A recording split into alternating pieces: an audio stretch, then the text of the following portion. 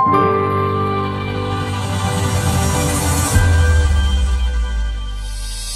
Tuhan Pak Pendeta Billy, saya sudah bayarin. Ini berkat buat Pak Pendeta Billy. Hah? Bilang terima kasih Ibu, saya terima berkatnya dengan sukacita. Meskipun saya bukan Pastor Billy Lantang. Kita nggak bisa lagi termakan sama kata-kata toleransi. Betul. Karena justru kita harus sampai kepada titik di mana terjadi kesetaraan. Menurut gue kalau gue berharap sebuah perubahan dan gue tidak terlibat langsung dalam perubahan, itu adalah pengkhianatan terhadap kebenaran itu sendiri. Wow. Makanya sekarang banyak orang mulai menempatkan diri sebagai pendebat-pendebat yang harus menaklukkan sesuatu, baru kebenaran mutlaknya bisa berdiri. Aduh, ini kalau nggak nampar nih, lu benar-benar berarti kan udah lemot otaknya ya.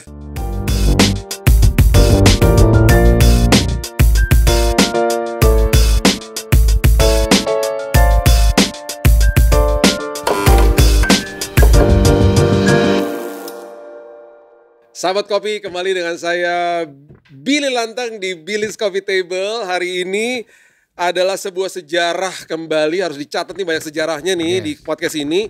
Karena ini tamu gue ini pertama kali ada tamu datang 2 kali di sini. Namanya adalah Upin dan Ipin. Namanya adalah Yeri Fatinasarani. Gokil mirip kan? Ya kan? Mirip.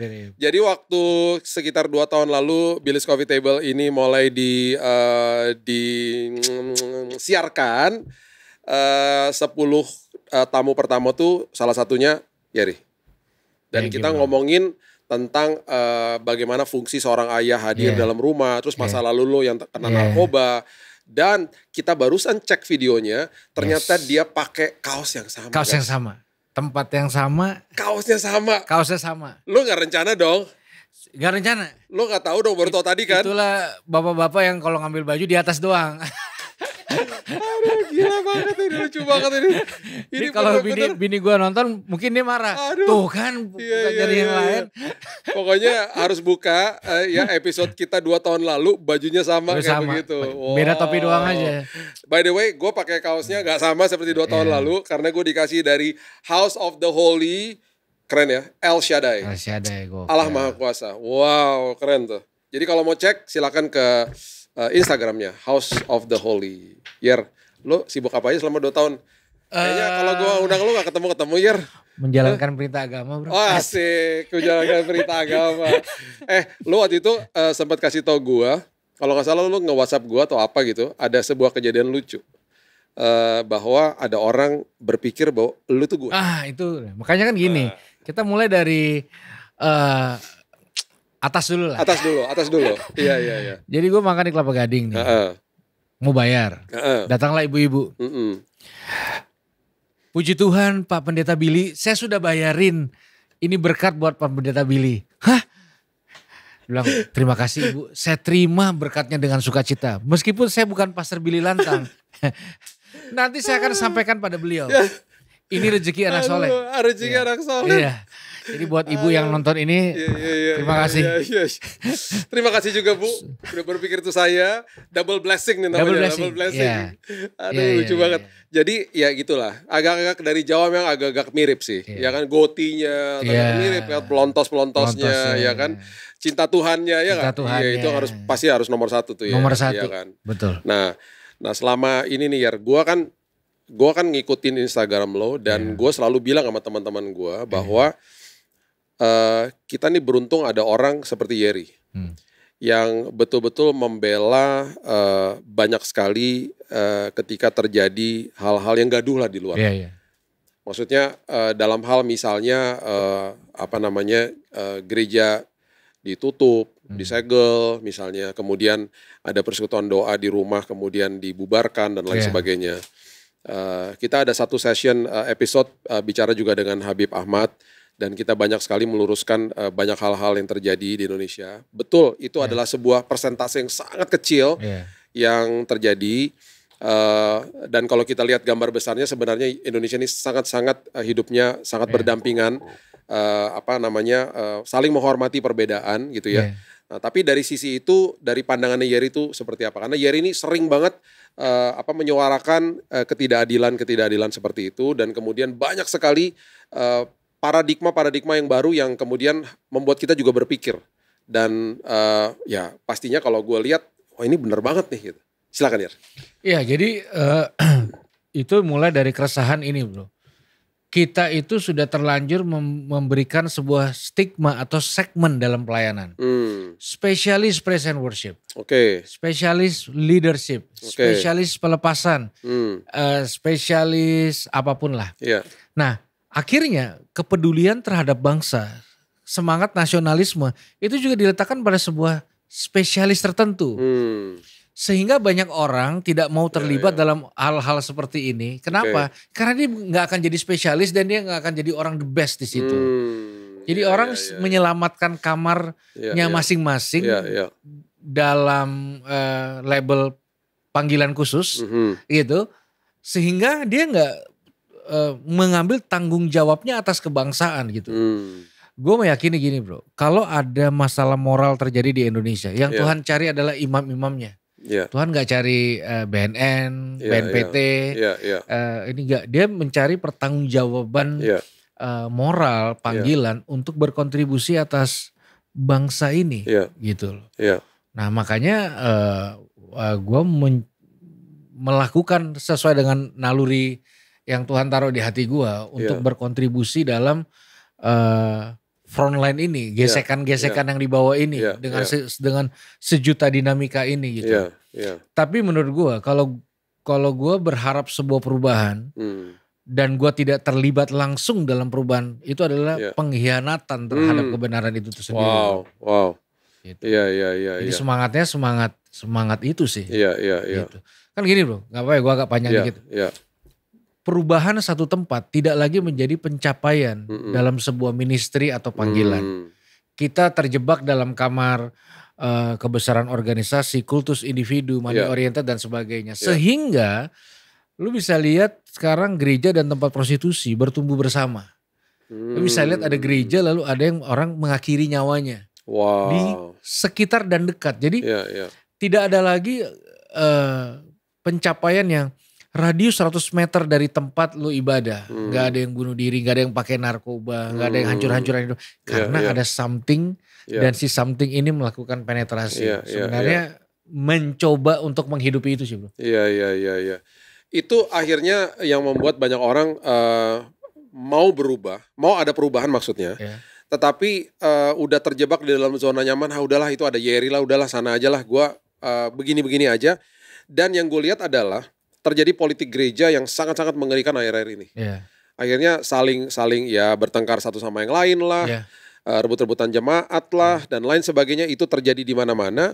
Dan akhirnya hal-hal seperti begini tidak pernah dibantu atau disuarakan atau kemudian terjadi sebuah perubahan di dalam diri mereka sendiri. Dan itu yang akhirnya membuat banyak orang yang jadi bilang punya stigma-stigma karena mereka nggak pernah gaul akhirnya. Iya kan? Nggak pernah mau bergaul, nggak pernah mau silaturahmi, nggak pernah mau nanya baik-baik dan lain sebagainya. Nah itu kalau di lapangan gimana ya? Ya mungkin gini ya, ini namanya juga mungkin kan. Gue bukan praktisi yang punya kompetensi. Mungkin kita sudah terjebak dengan kalimat untuk kalangan sendiri. Untuk kalangan sendiri tuh rasanya relevansinya sudah sangat tidak relevan lagi. Itu melahirkan sebuah identitas yang berbeda. Dari Tuhan yang sesungguhnya. Gue meyakini Yesus bukan properti orang Kristen. Bukan kata-kata hosana, haleluya itu bukan properti milik orang Kristen gitu. Artinya ketika kita masuk dalam sebuah realita Kristus yang sesungguhnya, bahwasanya dia mengasihi orang-orang di luar gereja, di luar agama, yang gak beragama, yang berbeda orientasi seksual, musuh-musuh politik, orang-orang yang pernah menyakiti. Maka disitulah kelihatan sebuah rombongan atau kelompok mengkecil biasanya, gitu, mengkecil dan mengkerucut, begitu. Dan ketika ini terjadi ya orang-orang kayak begini, akhirnya banyak orang kalau ngobrol sama gue nih ya, asumsi. Iya. Asumsi dan kemudian mulai mengatakan bahwa wah nih gawat nih Indonesia nih. Iya. Wah nih gawat nih terjadi perpecahan sana sini nih. Gimana ya Pak? Gimana ya Pak? Wah gereja makin dipersulit nih dan lain sebagainya. Ketika dikasih tahu bahwa itu memang hanya segelintir persentase yang sangat kecil aja, mereka udah nggak bisa berpikir kayak begitu. Mereka merasa terancam. Mereka merasa bahwa wah Indonesia terjadi perpecahan di sana sini karena termakan dengan apapun yang diposting-posting di dalam sosmed. Pastinya kan begitu. Nah, kemudian timbul rasa takut. Ketika timbul rasa takut, timbul rasa akhirnya tidak mau, ya itu tadi kita bilang bersilaturahmi atau yang jadi katakan jadilah aktif gitu loh, untuk jadi orang yang keluar dari zona nyaman, mulai ngobrol dan lain sebagainya, dan itu yang terbentuk akhirnya ya. Kalau gue lihat dari dalam ya, menurut Jerry gimana? Iya, jadi akhirnya karena ada dua sisi tuh, satu adalah kelompok yang pasif, ya yang penting gereja gue enggak, yang penting komsel gue enggak. Iya. Nah sekarang ini muncullah satu narasi di mana Tuhan itu adalah Tuhan kompetitif. Makanya sekarang banyak orang mulai menempatkan diri sebagai pendebat-pendebat yang harus menaklukkan sesuatu baru kebenaran mutlaknya bisa berdiri. Akhirnya udah penetrasi secara baik enggak, masuknya di situ. Makanya narasi-narasi di sosial media kan 5 kesalahan mereka, nomor 4 akan buat kamu tercengang. 5 kegagal mengertian mereka. Kita tampilkan narasi, tampilin suara ketawa gitu. Jadi kenapa saling serang secara teologis dan secara ini menentukan siapa Tuhan yang benar gitu. Aneh kalau Tuhan dibuktikan di ruang debat tuh kita perlu definisi ulang lagi mungkin. Kenapa Tuhan harus dibuktikan di ruang debat gitu? Betul. Apa menariknya ruang debat? Iya, nggak dialami akhirnya. Itu Tuhan hasil gontok-gontokan itu. Gitu. Nah, akhirnya kita sulit banget mengurai dengan baik bagaimana menempatkan diri sebagai seorang warga negara Indonesia. Bro, gue punya satu fakta yang banyak orang Kristen nggak tahu. Setelah masa G30 SPKI tahun itu, sejarah mencatat ada 2 juta baptisan massal, revival yang dilupakan. Karena kita selalu mendefinisikan revival dari luar negeri. Kita sampai nggak punya konsep revival Indonesia. Di momen itu ada lebih mungkin dari 2 juta orang memutuskan masuk Kristen. Ketika masa komunis itu bergejolak. Tahun 60-an berarti tahun 60-an. Iya. Itu cuma mungkin nggak nyampe 5 tahun masa itu. Karena gereja berfungsi menjadi safe space untuk orang-orang yang distigma. Mereka menangani dengan bertanggung jawab. Mereka menanggung stigma kelompok-kelompok masyarakat lain dari orang-orang yang ditolong. Jadi tanpa effort yang sangat besar, KKR, kultus-kultus individu, itu terjadi sebuah lompatan iman yang sangat dahsyat di masa itu. Ini terjadi tahun 60-an ya? 60-an. Itu tercatat gitu. Dan ini ada buktinya, tercatat, dan ini banyak gak diketahui fakta ini sama banyak orang. Makanya kalau kita yang nonton nih punya oma atau opa yang waktu tahun itu mungkin ada di era itu. Iya kan. Makanya banyak banget tumbuh gereja-gereja di utara Pulau Jawa, Salatiga dan sebagainya. Itu implementasi dari gereja-gereja tradisional Jawa. Itu karena hijrahnya jutaan orang masuk Kristen tanpa kristenisasi, tanpa apa yang mungkin dilakukan hari ini, begitu. Nah, kenapa? Karena mengambil sebuah tanggung jawab kebangsaan dan tidak menganggap itu sebagai kemenangan jumlah. Mau balik mau enggak ya bertanggung jawab aja. Nah, sebenarnya itu sebuah identitas kita yang sudah ada sukses story-nya gitu. Kalau satu lagi hal yang sangat menarik itu adalah kalau gue baca postingan lo dan gue mengamenkan dan setuju banget bahwa di satu sisi juga kita nggak bisa lagi termakan sama kata-kata toleransi. Betul. Karena justru kita harus sampai kepada titik di mana terjadi kesetaraan. Betul. Ya, coba jelaskan lebih dalam. Kata toleransi udah terlanjur punya ruang yang luas di dalam tatanan hidup bermasyarakat. Makanya banyak masalahnya. Dari kata toleransi itu. Gitu. Toleransi itu kan kayak gini. yang besar memberikan anugerah pada yang kecil. Oh iya Gitu. iya iya. Kan Iya, iya. kan gitu kan, tergantung Iya, siapa yang besar. iya. Enggak ngomong agama ya, besar Iya, ya. iya. Kalau kita di jalan, Bro, mobil yang songong kan mobil besar. Enggak ada mobil kecil yang tentot minggir. Iya. Tapi mobil besar itu Iya. superioritas. Iya. Nah, jadi karena gua nggak persekusi, ya itu bentuk toleransinya. Jadi give. Nah, untuk si toleransi bisa ini apa? Yang ini mesti ngerengek-ngerengek. Please, Iya, iya, please. Yang ini superiornya, dan Iya. itu yang dibangun. Iya. Jadi sekarang ada beberapa kasus jangan ibadah di sini. Kenapa? Kalau kamu ibadah, kamu mencoreng semangat toleransi. Tadinya rakyatnya tenang jadi gaduh. Nah, hak itu akhirnya diberhanguskan demi kata toleransi ini. Oke. Iya. Itu dalam tanda kutip kecacatannya. Iya. Nah, kalau setara sama gitu. Jadi kayak gini, Bro. Di bandara kalau atau di tempat umum itu ada, kalau kita ke toilet biasanya itu ada 3 toilet, laki-laki, Iya. perempuan, dan untuk kebutuhan khusus. Iya. Pertanyaannya, di bandara itu ada berapa sih orang yang berkebutuhan khusus? Kecil banget. Iya. Tapi pihak bandara harus menyediakan. Itu setara. Iya. Gitu. Iya. Kayak sekarang misalnya sekolah Kristen, ada 1 atau 2 aja yang Muslim, harus buat musola. Ini bukan karena jumlah lu kecil, ya lu ngikut yang gede dong. Iya, Itu toleransi. Iya. Wow, ini perlu dimengerti nih. Mentang-mentang lo kecil, ya udah ikut aja sama yang besar gitu. Iya. Itu toleransi. Iya. Nah, setara kan itu bahkan di internal kita misalnya gini. Kita jarang loh meletakkan pelayanan itu setara. Iya. Kan kalau biasa orang baru, asyir dulu ya Pak. Nanti kita lihat 3 bulan baru nanti. Iya.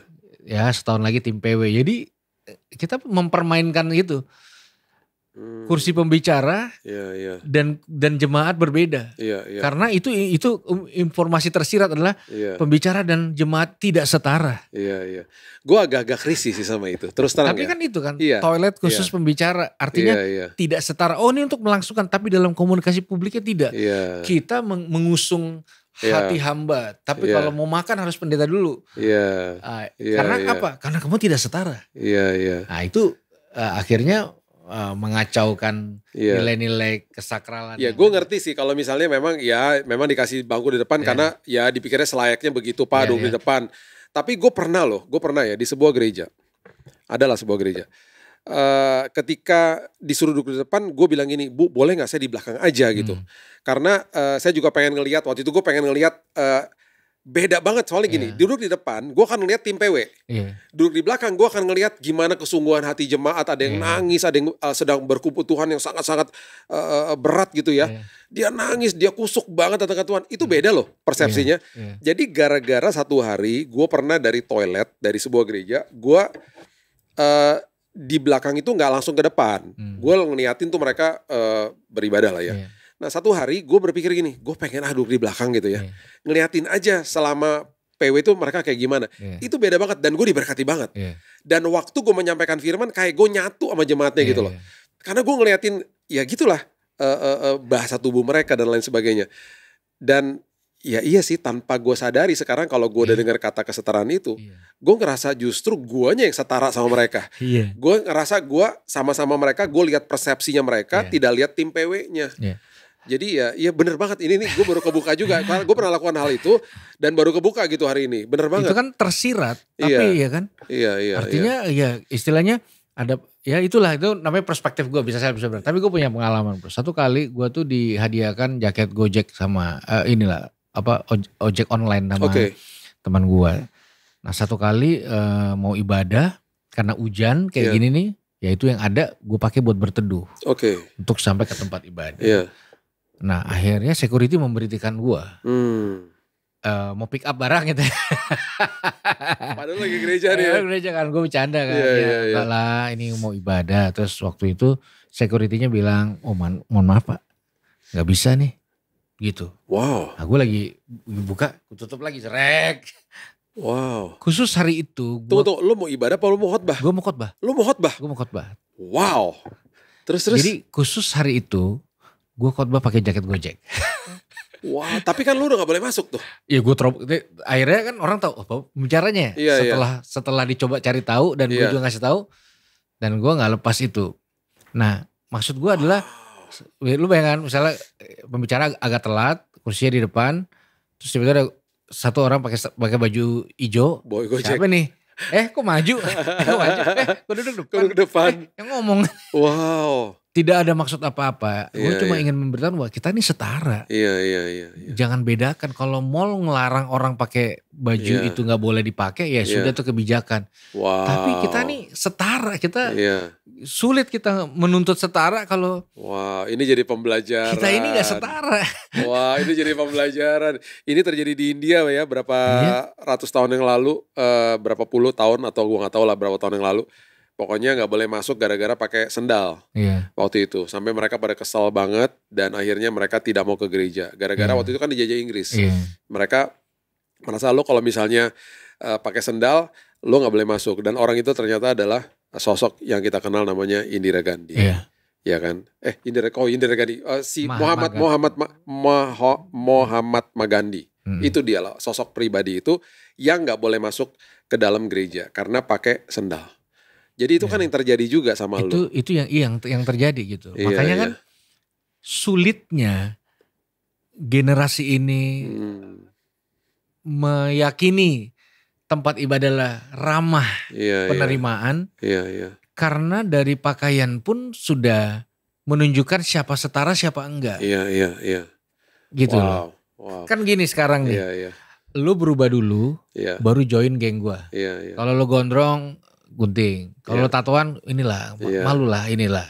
Iya. Ini baru lu join. Iya. Nah harusnya kan join aja dulu. Iya. Nanti lu berubah. Iya. Nah itu kan indikator bahwa saja saya dan Anda berbeda. Iya. Gitu. Itu yang dinarasikan gitu. Iya.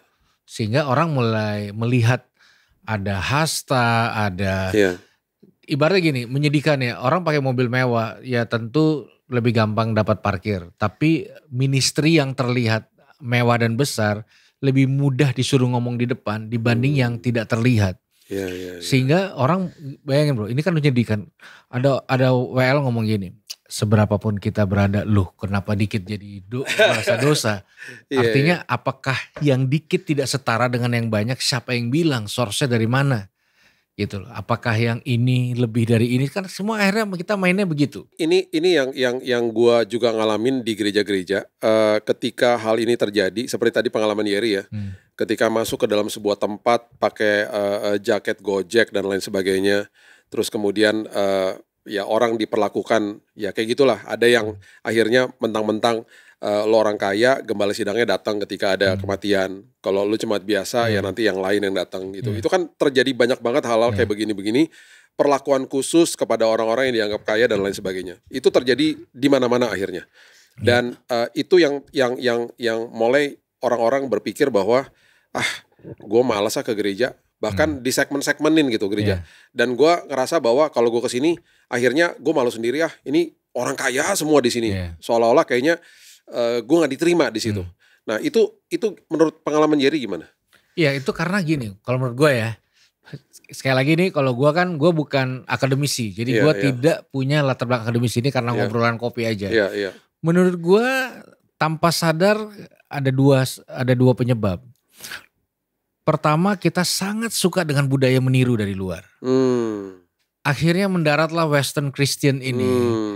Dimana besar pasti benar, jumlah segala-galanya, pragmatis dan sebagainya.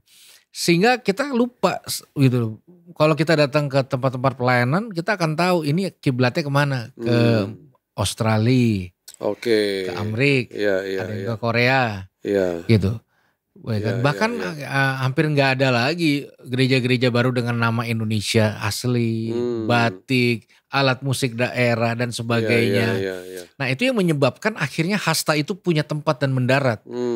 Yang paling menyolok adalah besar pasti benar, Tuhan Maha Jumlah itu. Tuhan Maha Jumlah tuh ide siapa, tapi dia punya tempat banget di Indonesia ini. Gitu. Sehingga kebenaran diletakkan pada kebesaran. Sehingga kalau ada attack apapun mengenai masalah moral, keluarga hancur lebur, mereka akan bilang siapa yang bisa menandingi jumlah gua. Dan berapa jumlah lo? Karena kebenaran itu dinyatakan dari jumlah jemaatnya Dari jumlah misalnya, itu, iya. atau besarnya gerejanya Iya, misalnya. Iya. begitu. Itu nggak salah tapi nggak benar juga. Itu masih ranah asumsi. Gimana cara benar besarnya? Cara apa yang dipakai? Iya. Siapa di belakangnya? Iya. Gue pernah juga sih ke sebuah, kalau pengalaman gue seperti kayak begitu yang mirip-mirip sama gojek-gojekan, gue pernah ke ibadah dan gue nggak pakai dasi dan gue disuruh pakai dasi dan gue nggak bawa dasi. Iya. Jadi gue dikasih dasi yang ada di dalam lounge gereja dan dasi itu benar-benar tidak cocok sama baju gue. Dan ya udah gue apa adanya lah gue pakainya karena harus pakai dasi. Merpati Roh Kudus biasanya stok ya. Jadi ya udah ya bener-bener ya kayak gitu-gitu lah dasi-dasi hamba Tuhan yang jadul-jadul. Gue harus pakai ya udah gue menghormati lah itu rumah dia gitu. Cuman ya itu yang terjadi di mana-mana terjadilah hal seperti begitu. Gue juga paham bahwa semua rumah itu punya ya kadang-kadang ada dress code dan lain sebagainya. Gue paham lah. Bahkan ada di beberapa gereja yang sekarang yang gue alami adalah mereka mengalami yang namanya dressing down daripada dulu. Dulu kan harus kemana-mana pakai suit, pakai dasi dan lain sebagainya. Justru sekarang udah agak-agak aneh tuh pakai kayak gitu-gituan di banyak gereja justru. Bahkan ada gereja yang sebelum gue khotbah, Pak besok tim PW-nya pakai baju ini. Kalau misalnya disesuaikan ya silakan aja gitu. Dan itu ada lah sekarang gitu. Tapi oke, itu kita ngomong ketika ada dress code. Tapi kembali lagi ketika orang yang Yeri bilang tatoan ya kan, pakai anting ke gereja misalnya, dia juga nggak ngerti, tatonya kelihatan semua kayak gini misalnya, ditolak di situ, dianggap atau diberikan sebuah stigma bahwa ya lo nggak setara sama gue, ya kan, ya gue asingkan lah, gue nggak mau ngomong sama lo dan lain sebagainya. Dan orang yang bahkan ini juga jadi isu nih, gue tahu lo berdosa, gue tahu lo orang yang X begini, ketika lo datang mau pelayanan ya itu, nanti ya lo mulai dulu lah dari sini, ya. Oke lah, ada nilai yang namanya pembelajaran. Lo mulai dari sini dan lain sebagainya. Tetapi paling tidak belajar untuk terima orangnya, benci dosanya, jangan benci orangnya dong. Bener ya? Harusnya kan gitu dong. Bener. Jadi gue tuh bro, ada 5 kali seumur hidup pelayanan gue sebagai pembicara, itu pernah dipikir maling gereja. Iya. Maling gereja? Jadi gue pernah satu kali, karena gue suka datang cepat lihat tim PW latihan. Nah waktu itu gak ada yang latihan. Tiba-tiba security nangkep bahu gue dari belakang. Wow. Mau kemana kamu? Terus gue masih cengengesan ya mau ibadah lah. Bohong katanya. Ikut saya ke pos. Dibawa saya ke pos. Wow. Untung ada spanduk yang ada muka gue. Wow. Loh, Bapak pembicaranya. Belum pernah lihat pembicara model gini ya. Tapi itulah replika. Wow. Lo sampai digituin ya? Istilah estalase. Iya. Gitu. Gak sekali 2 kali. Gue pernah dipikir mau ngebom gereja di salah satu gereja di Tangerang. Sampai gue videoin. Pak yang bener aja pak. Iya habis saya pikir bapak jenggotan pakai baju mirip baju koko. Langsung saya bilang lain kali saya bawa ransel ya. Wow. Tapi secetek itu. Iya secetek itu. Wow. Makanya gini. Kesetaraan yang hilang akan membuat satu ruang penting juga hilang. Namanya ruang gagal. Wow. Nggak bisa lagi terima kegagalan. Iya. Itu no debat gitu. Iya. Jadi I'm sorry, lu terlihat gagal, lu adalah si gagal itu sendiri. Dan lu nggak diterima di sini. Begitu. Dan akhirnya gue tetap stand gue di situ dengan beberapa hal. Kalau akademis ya udahlah, lu tidak kompetensi akademis ya, gue balikin ke lu mau terima enggak juga enggak. Tapi kalau hal-hal yang sifatnya humanis atau natural, lu nggak bisa menstigma. Gitu. Bahkan ada beberapa orang yang gue dampingi, ya kan, bukan gue loh, gue dampingi, ya kan. Kayak misalnya gue kasih contoh ada yang lain, ya ini kebetulan sudah jadi konsumsi publik juga. Brian Syawarta. Penggagas Kristen progresif di Indonesia. Iya. Pencipta kegaduhan level nasional, mempersatukan banyak aras gereja untuk menentang gitu loh. Politik aja gak bisa mempersatukan gitu. Akhirnya gue kena imbas. Gue, nyokap gue, anak gue di DM orang, anak gue namanya Mieko kan, Mieko progresif, wah udah nyampe anak gue. Jadwal gue di-cut, ini gue di-cut gitu loh. Tanpa menanya gue standnya di mana. Gue tulis surat pernyataan ke beberapa sinode bro. Wow. Standnya untuk menyatukan stand gue ini tepat. Artinya itu kan berpengaruh pada jadwal selanjutnya, ini dan sebagainya. Jadi ketika lu berdiri untuk membela sebuah kesetaraan dalam kehidupan seseorang, lu bisa dalam trouble. Wow. Padahal konteksnya Yeri mendampingi Brian. Iya. Gue mendampingi Brian, gue mendampingi Coki yang gak ada agamanya. Yang seperti itu gitu. Tapi buat gue pada akhirnya gue memilih untuk ada di stand yang di stigma. Dibanding gue harus menjadi orang-orang yang menstigma. Karena gue meyakini kebencian selalu membutuhkan kebersamaan. Kasih akan buat lo dalam kesendirian. Akhirnya wow. Kebencian itu gampang banget dilakukan karena bisa dilakukan gampang banget bersama-sama. Ya, membutuhkan kebersamaan. Pelempar batu tuh butuh hopeng sesama pelempar batu. Tapi kalau lo mau berdiri di orang yang dilempari batu, lo akan sendirian. Dan lo akan terlempar batu juga gitu loh. Aduh, ini kalau nggak nampar nih, lo benar-benar berarti kan udah lemot otaknya ya. Aduh, itu benar banget tuh. Orang dihasut, orang digosipin, apalagi tentang seseorang yang mungkin ya dia iri lah. Wah, itu gampang tersulut tuh. Tapi giliran lo mau stand di dalam sebuah keputusan lo mau mengasihi orang, lo bisa sendirian di situ. Amazing, man. Gue bayangin, ini lo setuju gak kalau gue lempar statement ini? Di dalam dunia pelayanan ada hukum tidak tersirat. Tersirat. Iya. Kalau lo ke kanan, lo gak bisa ke kiri. Oh iya. Ya kan? Oh iya. Aneh kan? Oh iya. Aneh, makanya itu kan aneh. Apakah itu nyawanya Injil? Nyawanya Yesus? Kagak ada. Iya. Kalau lo diundang ini, lo gak bisa diundang ini. Kalau bicara di situ, hilang jatuh lo di sini. Iya. Ya lo pilih aja loh.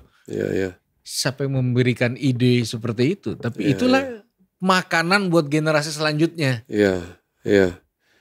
Wah, ini yang namanya kesetaraan ini dalam. Dan kalau saran gue sih lo harus tulis bukunya Yer. Ini gokil banget karena ini bisa kemana-mana loh. Ini bisa kemana-mana kan. Bisa tadi di dalam kesetaraan dalam umat beragama. Bisa kesetaraan yang kita ngomong dari tadi ini panjang lebar tentang kondisi politik di dalam gereja. Iya kan. Sampai seorang Yeri dipikir maling lah, dipikir bomber lah, dipikir tukang ojek lah, yang mau akhirnya padahal dia adalah pembicara di tempat itu. Dan ini akhirnya ketika orang gagal, yang dia bilang orang nggak bisa kasih ruang gagal, bahkan dicap stigma udah sekali untuk seumur hidup. Lo kan yang pernah begitu, kan lo yang pernah begitu, udah terus jadi stigma udah. Lo mau berubah sampai kapanpun juga, stigma itu nggak akan pernah hilang akhirnya. Jadi orang akan ketemu lo ya dicapnya begitu aja pokoknya. Jadi gue akan bersahabat dengan stigma dan gue akan didik orang untuk punya pundak yang kuat untuk bersahabat dengan stigma. Gue menamakan itu resiko pelayanan. Iya. Di satu sisi pelayanan itu adalah sebuah tempat yang ketika penghakiman terbesar terjadi. Terjadi di situ dan itu yang membuat banyak orang akhirnya kalau dia nggak kuat dia bisa kecewa sama Tuhan. Betul. Ya, kecewa sama Tuhan. Paling kita tahu kondisi keseluruhan. Keseluruhan tuh kayak gini. Lo akan dikasih sejauh keberhasilan. Begitu keuangan lo berhasil, pernikahan lo, pelayanan lo berhasil. Lo oke, lo akan dapat love itu. Iya. Tapi kalau lo gagal, gue akan cari objek lain yang untuk gue share love-nya, yang tentu bukan lo lah. Iya. Dan gampang banget orang-orang seperti begitu dilupakan dan udah gone with the wind, udah. Iya. Dan orang-orang seperti begitu akhirnya ya udah, bahkan kalau dia nggak dewasa jiwanya bisa hilang. Dan yang mengerikan adalah banyak orang yang pelayanan tetap ada di dalam pelayanan karena dosanya nggak terlihat aja. Iya. Padahal semua orang berdosa lah, semua orang punya dosa, punya kelemahan masing-masing, belum ketahuan aja gitu. Giliran udah ketahuan selesai tuh, kelar loh. Makanya yang akan jadi permasalahan adalah ruang yang sangat penting dalam sebuah rumah maupun gereja, ruang gagal. Iya. Jadi orang nggak bilang gini lagi, keterbukaan adalah awal dari pemulihan, kata orang. Keterbukaan adalah awal dari ketahuan. Iya. Dan penolakan akhirnya. Penolakan gitu. Jadi masalah gini, kalau gue gagal kenapa lu gak happy? Happy lu cari sama Tuhan lah. Jangan di pundak keberhasilan kegagalan gue. Iya. Kok nggak bisa lu langsung gak happy gitu. Iya. Jadi kenapa tugas gue buat lu happy? Iya. Gitu kan. Iya. Harusnya kita setara tanpa siapa yang happy, siapa yang enggak, siapa yang berhasil, siapa yang enggak gitu. Betul. dan terima apa adanya. Kita sebagai manusia pasti ada kelemahannya. Iya. Dan ya gitulah. Itu mungkin ya nggak pernah diajarin di dalam ranah gereja kali ya. Iya. Untuk ada sebuah ministry di dalam ministry ruang gagal gitu loh. Itu dia. Gagal nikah, gagal macam-macam lah. Iya. Gagal hubungan, Iya. gagal dalam moral Iya. misalnya. Iya. Dan akhirnya gereja bukan jadi bengkel, tetapi jadi kumpulan orang-orang yang dianggap eksklusif, orang-orang yang sok kudus berarti kan. Padahal semua gak ada yang kudus juga, semua kan dikuduskan Tuhan akhirnya. Dan itu yang terjadi, akhirnya orang ya gitulah, nggak berani ke gereja akhirnya. Iya. Nggak berani karena merasa gue akan diterima lah di sini. Iya. Maka bukan safe space. Kalau gue punya sebuah pandangan ya ketika orang bicara revival. Ini nggak apa-apa ya, gue agak penyanyi dikit ya. Tokoh yang sangat gue pelajari itu Yudas Iskariot. Aneh itu, karena dulu gue pernah dibilang Yudas, sering dibilang kayak Yudas Iskariot. Terlepas keterbatasan teologis gue, ketika Yudas itu mendengar Yesus dijatuhi hukuman mati, menyesal dia. Ada kata menyesal ditulis di Alkitab itu. Gue mencoba menghargai kata menyesal itu, terlepas air mata buaya apa enggak, itu bukan hak gue, tapi dia menyesal. Lalu setelah dia menyesal, dia pergi ke tua-tua dan imam-imam itu. Terus dia kembalikan duitnya. Gue menganggap mirip-mirip Sakeus lah. Aduh, nyesel gue. Ini tadinya duit segala-galanya, ini gue balikin. Nah, belum berhenti di situ. Lalu ada sebuah statement, aku telah berdosa pada orang itu. Itu rangkaian. Yudas mau coba balik ke Yesus, nggak bisa. Dia cari orang yang wakilnya Yesus lah. Gitu. Nah, kata-kata mengerikan dan super jahat yang diucapkan oleh imam-imam adalah, apa urusannya sama kami? Urus-urusan lo sendiri. Yang mereka harapkan bukan pertobatannya Yudas. Emang Yudas mati aja. Jadi ditolak keterbukaannya. Langsung dia mengakhiri nyawa. Why? Karena kalau hamba Tuhan nolak, orang akan pikir Tuhan juga nolak. Kelar, udah mau ngapain lagi? Selesai. Kalau Tuhan nolak udah super final. Belum tentu Tuhan nolak. Belum tentu Tuhan marah. Belum tentu Tuhan seperti itu. Di situ gue belajar bahwasanya orang perempuan Samaria datang sama Yesus, kelar. Yang ketahuan berzina datang sama Yesus, kelar. Petrus nyangkal, kelar. Yudas salah orang aja. Kalau dia datang ke Yesus mungkin dia bisa jadi something. Memang ada nubuatan, tapi tidak ada nubuatan dia mengakhiri nyawanya. Jadi menurut gua salah satu yang berkontribusi mematikan generasi adalah penolakan yang dilakukan orang yang memutuskan sudah menjadi wakilnya Tuhan. Gitu. Matius dihampiri rumahnya jadi murid. Sakeus gak usah disuruh, balikin semua. Beres semua, ketemu Yesus beres semua. Ketemu Yesus beres. Ketemu sama imam gak beres. Gak beres. Apa urusannya sama kami? Urusan lo sendiri. Urusan lo, Gimana bisa ngurus sendiri? Anda yang di situ. Gitu. Wow, ini harusnya nempeleng banyak kita. Dan sebagai anak-anak Tuhan, yuk kita bebenah diri. Dan kita harusnya mawas diri karena tempat atau gereja yang kita sebut gereja itu adalah tempat di mana justru kita bisa menerima banyak orang dan apalagi yang Jerry bilang menerima ruang gagal. Makanya kalau mungkin ini jadi sebuah closing statement gue, revival, kebangunan rohani dari sudut pandang gue adalah kembalinya Yudas Iskariot pada rumah Tuhan. Itu momentum revival. Siap atau tidak, jangan ditaruh pada siapa yang datang siap apa tidak kitanya. Kedatangan Yudas pengkhianat yang akan berbalik gitu. Apakah sikap hati kita mau terima mereka apa adanya dan kita sampaikan kasih Tuhan kepada mereka, atau apa urusannya sama kami gitu. Atau apa urusannya sama kami. Wow, amazing man. Wow, ini daging semua nih.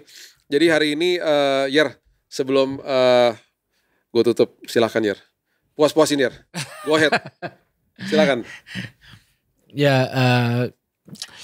Waktu kita kenal Tuhan, tentu kita makin kenal siapa kita. Waktu kita kenal siapa kita, salah satu hal yang akan terjadi adalah kita merdeka untuk tidak memutuskan dan memberi ruang siapapun untuk menilai dan menjudge kita. Siapa kita itu. Dan waktu kita menghidupi siapa kita, Ya, sekalipun kita sampai garis akhir sendirian, jalani aja. ya. Lebih baik sendirian ke arah yang benar dibanding beramai-ramai ke arah yang salah. Wow, amazing. Harusnya kita dapat sesuatu pelajaran yang sangat penting hari ini. Bahwa di dalam sebuah tempat di mana kita beribadah, yang kita berani katakan itu gereja, berarti kita juga berani mengatakan sebuah prinsip yang namanya kesetaraan. Bahwa semua orang itu setara di mata Tuhan, kenapa nggak setara di mata kita? Itu sebabnya hari ini mari kita belajar untuk menerima orang apa adanya, benci dosanya jangan benci orangnya, dan belajar untuk saling mengasihi sama seperti Kristus mengasihi kita. Kalau itu kita bisa lakukan, seperti yang dikatakan Yeri, kita akan siap menerima Yudas-Yudas yang akan dikirimkan ke dalam kehidupan kita. Untuk akhirnya bisa berubah, karena mereka lihat Yesus dalam hidup kita. So, until next time, God bless you.